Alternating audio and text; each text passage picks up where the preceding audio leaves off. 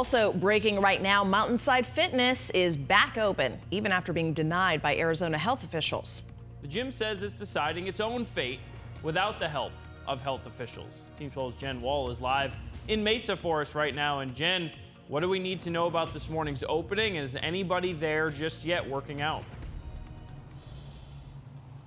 Yeah, good morning to you guys. Actually, as I was driving into the parking lot this morning, there were several vehicles ahead of me waiting to get into Mountainside Fitness. So yes, they are open. Just minutes ago, there was a small line outside, everyone masked up and social distance. So this Mountainside Fitness location in Mesa open for business this morning. Mountainside Fitness, a local gym with locations across the valley, announced on Tuesday that it would be reopening today at 4:30 a.m. And that's what you see out live right now. Now that is even though the Arizona Department of Health Services denied the fitness club's proposal to reopen.